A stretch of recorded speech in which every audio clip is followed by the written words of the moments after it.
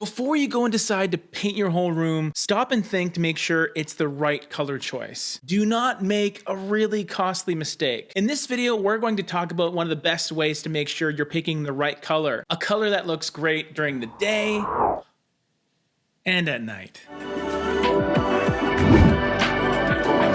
So whether you're one of our esteemed channel members, or you're a subscriber, or just a frequent viewer of our videos, you should have a pretty good idea of what this is. This is a Mighty board, specifically a Mighty board that's been painted with the color Stoneware by Benjamin Moore. That's this color right here, CSP245. I've been doing some color testing recently because I may be considering this particular color for an upcoming project. And honestly, using my favorite flexible testing boards is a habit I just can't kick.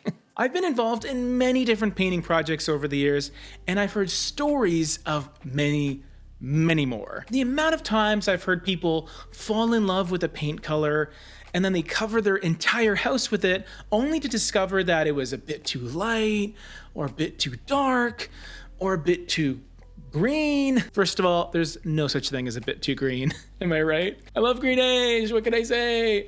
In this video, I want to talk about one of the most overlooked aspects of picking the perfect paint color that testing usually solves. And I'm going to do it using Mighty boards as an example. Here are the 4 ways that testing will save your ass. Number 4 is you get to take the color home with you. Many people will make the mistake of picking a color at a paint store, or even worse, they're just looking for it online on Pinterest or in a YouTube video, and then they decide that that's the color they're going with no matter what.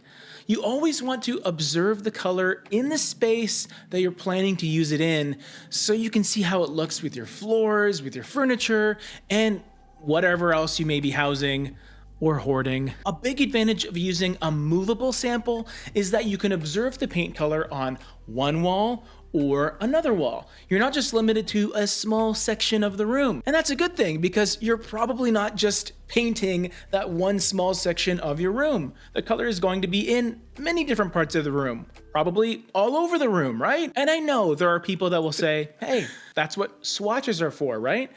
And while swatches are very handy tools, they also lead me right into number 3 on this list.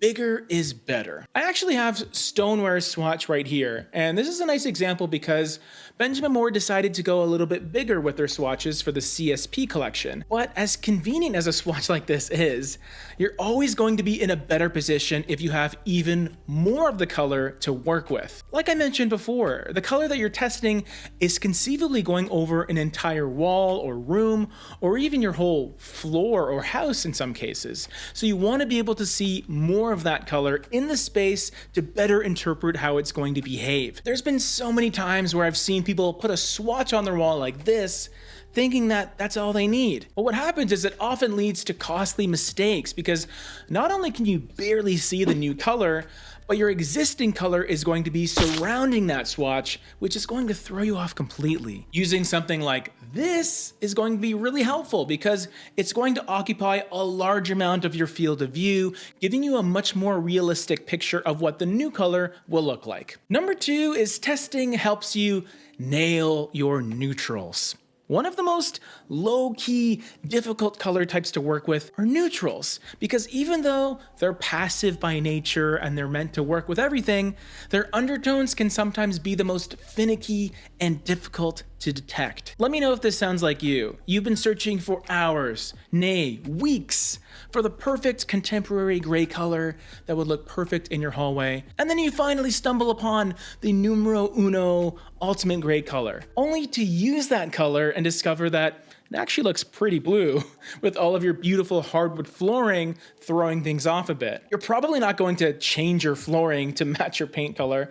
You're probably just going to repaint. Neutral colors can be surprisingly volatile in how they behave, which is why my most common color types that I use Mighty boards for tend to be neutrals. You can really start to see how warm or how cool or how, well, neutral the color really is once you test it out. A great way to do this is to not only have your neutral against a white door, for example, to really have a nice neutral background to sort of compare it against, but you can also put different neutral colors side by side so you can really start to see the difference between each one and compare them. You can speculate all you want about what a color is, but everything changes once it's brought home. The number one thing that testing a color out does is that it allows you to learn about your lighting. This is a massive consideration that all of us need to make when we're picking our colors. I would argue that lighting has more of an impact than the physical, tangible elements of your home. And your lighting consists of not only your natural lighting that comes in through your windows via the sun, but also the artificial lighting that you have a little more control over in the form of your overhead lights or your floor lamps or whatever. Check out this clip right here. This is me a few days ago messing around at the paint store. It was quite chilly, which is why I have that hat on my head. I believe we call them toques up in Canada. And I was having fun with these two colors, just comparing the two. They clearly have two very different looks, but I was just playing around with them because I wanted to compare them. I'm just kidding. That's actually the exact same color in both clips. In fact, it's the color that I showed at the top of this video, stoneware. Not only that, I got this footage in the same exact room against that same exact wall, only an hour apart from one another. That's how much the color changed over the course of 60 minutes. So you can imagine how your lighting will shift from sunrise to sunset. It's one thing to factor in how your Mighty board will look from room to room, but even in the same exact spot, you can really see a drastic difference. You may be thinking, well, how do I combat this? Is there a color changing paint that can adjust itself based on the surrounding lighting? Well, unfortunately, I'm still waiting for that patent to come through, but until that day, we just need to accept that there are certain things we have to live with when it comes to paint colors. But at least when you're testing your color out, you'll get to observe those changes throughout the day and see if they work for you. You can put the Mighty board up on the wall and watch it in the morning, afternoon, and the evening. And because you have a nice big surface, I'm sure you'll have a lot more confidence in your decision one way or the other. I don't really care how my kitchen paint color looks at 4 a.m. because I'll be sleeping, or at least I won't prioritize that time when I'm trying to make a decision. Big thank you to our good friends at Mighty Boards for pitching in for today's video. Their website is down in the description below. Do whatever you can to protect yourself because picking paint colors should be fun, should be invigorating, not painful and expensive.